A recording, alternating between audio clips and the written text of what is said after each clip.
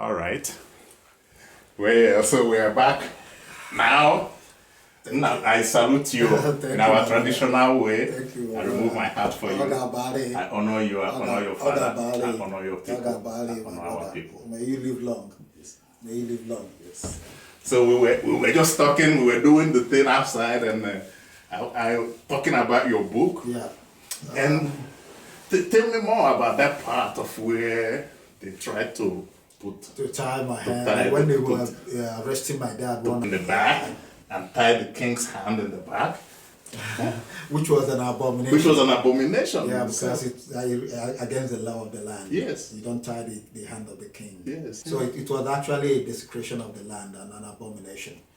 That afternoon, I recall it very vividly. There was a bit of commotion. Immediately, the whole town, everybody then we saw were running into the bush.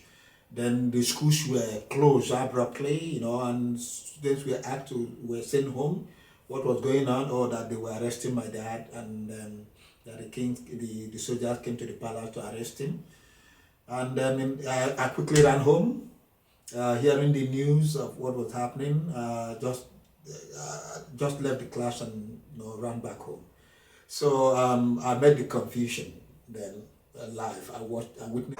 So this is a great chance to introduce you to author, writer, Prince Tony Okomah, who has written a very great book about the civil war in Nigeria from a perspective of Illah people, our people.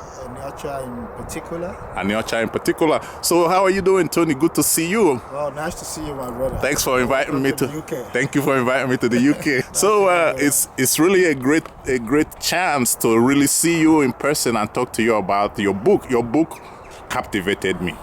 Thank you very much. Tell me what moved you to write such a great moving book? Actually, there are quite a lot of reasons why I took on that task to document such a monumental history. Very important part of our life, very important part of our history.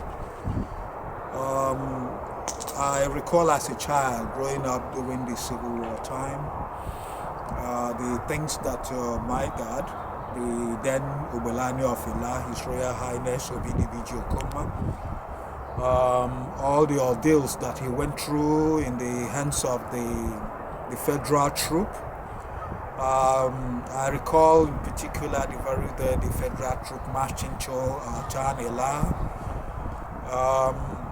how actually there was this apprehension, panic and fears, what was going to happen. Were the people going to be massacred, just like as we heard of what happened to our sister town and Saba. And so there was that fear, that apprehension, and then that passed. All the time of the federal all the time that they were in Illah, the things that they did, like I said earlier on, the ordeals of my dad, how the family generally, how we, by divine providence, escaped the civil war, and we were not killed or massacred, and then my town was spared just by divine providence, really. So all these things, really the memory of that time. And then as a little kid too, what the war deprived me in particular, which was our festival, because the time occurred, the war occurred at the time of our festival, as we were the preparation for the Illah Ekwensu festival. Do you remember what month? The war in Nigeria started about that July. Okay. But the civil war itself never got to my town. That is the federal troop invasion. They really never got to my town until about September-ish. Of that year, and that is during the time of our festival. That was the early part of the year of the war. That was during the early part of the war. Okay. Actually. And so, it was the festival that I cherished as a young kid. It was the festival that I always look forward to. And that was the particular part of the year that I was always longing for. and then the Civil War came and disrupted the whole thing. I remember the first question I asked my dad was, Dad, when was the war going to end? Just for your festival. Just because of the festival. Of course, I did say to him, are we going to have our festival? So how old were you about? I was actually a very young boy. I was a young boy of 7 at that time of the war. I was a very little boy of 7, but the image of the war, the agony, the pains, and it's just like still with me today. It's just like as if they were just yesterday, So these were the things that actually motivated me. I just felt that there was the need for me to document this monumental, important part of our life, part of our history. All the things that my town suffered in the hands of the military, the federal troops in particular, and then particularly during the time of one very ruthless soldier they call Lieutenant Sule. He was a brute. He was a giant of a man, and then his height was intimidating in itself. He was a very, very brutal person. So it was not a funny time during the time of Lieutenant Sule in the town. But then again too, there were people like Captain Matthias at that time, who was actually our angel. The angel, the guardian angel of my town, of my family and my town in particular, because through Captain Matthias we were really saved, we were spared. And a number of times that my dad was almost killed, Captain Matthias will always surface just from nowhere, and then we'll just solve that issue.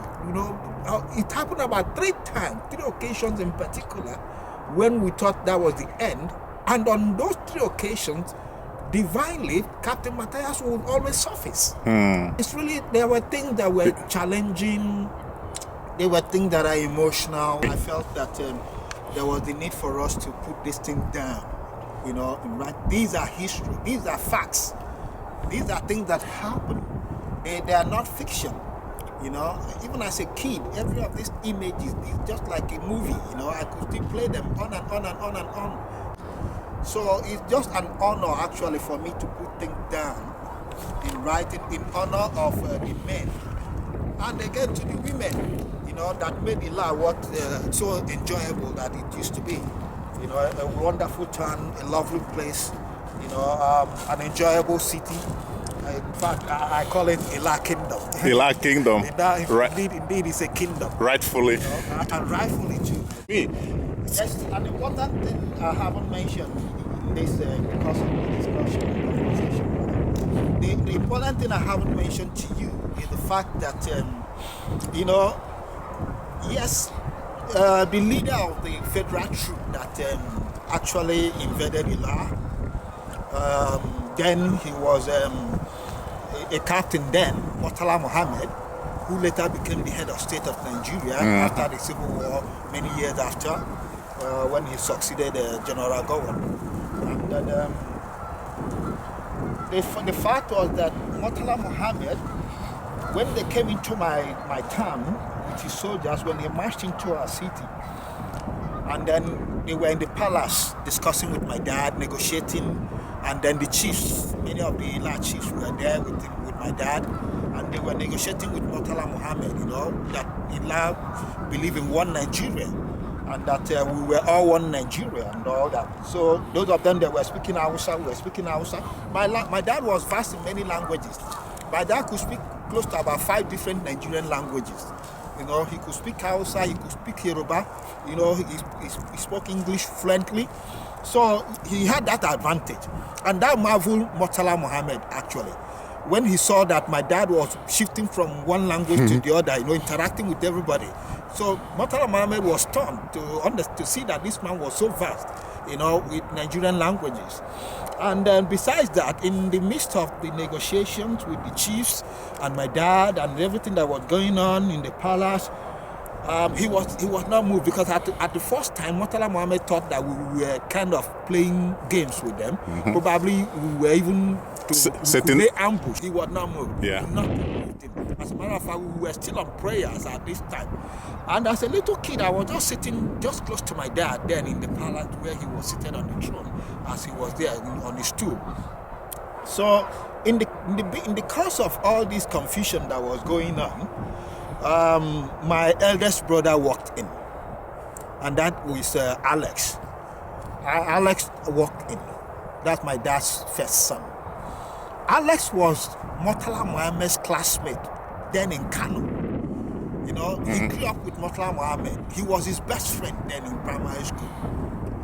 The thing that was stunning was the fact that because Murtala Mohammed was having his, war, fatigue and everything, the helmet and all, he was dressed in combat.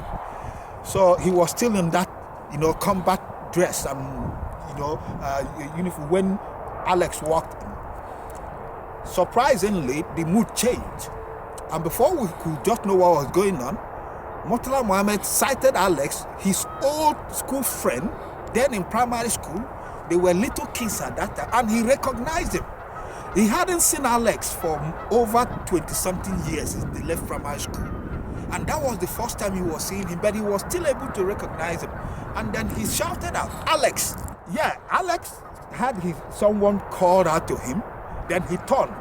Then Murtala Mohammed was now removing his helmet so that Alex could recognize him. And then, before he even removed his helmet, Alex recognized him and then shouted at Ahmed, So the two of them ran and embraced themselves. Wow. Everybody in the palace was like, what's going on? So then Murtala Mohammed immediately now was relaxed. That was just like, somebody pouring water and fire, kind of, to douse the fire and all that. Everything now became calm and normal. For the first time, Murtala Mohammed was now smiling. You know what? He now jokingly, he said to Alex, what are you doing here? Alex laughed. Alex said to him too, I should be asking you. What are you doing here? What are you doing here? You are in my town. And most of you are even in my house. And, this is my dad. What? So Mohammed was like, what? You mean your dad, the king? Alex said, yes, my dad is the king. And all that. Mohammed was like, jokingly, he said, you never told me your dad was a king. Then Alex said he wasn't a king when we were in Canada. Everybody kind of now laughed, and then, so it became such a friendly atmosphere. At this time, a lot of people had prepared lots of meals, drinks and everything, entertainment for the soldiers. They had about 7 cows that were slaughtered to prepare the meal, and then 5 other live cows were still waiting to be given to them as gifts. Everything, they were ready for them. So the traditional dancers were all over the place in the palace there, dancing, welcoming the people. It was at that time now that Murtala Mohammed now gave order to his assistant, Lieutenant Ademolaku, a Yoruba chap, and then ordered him to ask the soldiers to relax and that they should now start eating whatever the people, prepared for them. Oh man, it became a feast. It became a real festival kind of and all that.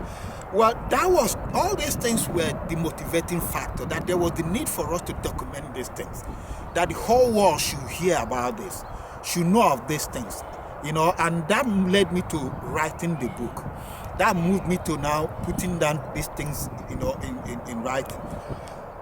Okay, I was saying that on that particular day, we were in the school in the morning, and just suddenly at about 11 a.m. in the morning, there was a bit of confusion everywhere. People were kind of running helter-skelter, and I later learned that the confusion was that a group of soldiers had come to the palace to arrest my dad, the king, and so everybody was like running helter-skelter. A lot of people ran into the bush. The teachers had to close the school, send the pupils back, everybody back home. So I quickly ran back home myself. I ran as fast as I could. I got back home, and then I was able to meet the commotion that was going on in our compound. met the soldiers as they were tying my dad's hand back. I had them saying to him, Mobi, can you please put your hand back? And then they were having this twine cord, this very strong cord, and that they had together to binding him, the two hands behind. And I had my dad saying to them that, you know, what you're doing is forbidden, that it's against the law of the land, it's an abomination. And my dad was with one of his very trusted chief, and a cousin of his as well, Chief Nwabuzo was with him at this time. And I could see Nwabuzo standing by my dad and was muttering silently to himself. Nobody knew what he was saying, nobody heard what he was saying, but he was just, could only see his lips moving and all that, just like someone praying or thereabout. Or was he making incantation? I don't know. Yeah, so the soldiers tied my dad's hand for the first time. Surprisingly, the rope snapped. And it was shocking to every one of them. But surprisingly, the two men that were not shocked were my dad and then Chief Nwabuzo, because they did not show any sign that they were shocked. But the soldiers, Yam Festival and all that, because usually to celebrate the new farming season and then to thank the gods for the previous farming year and all that. Anyway, when sorry,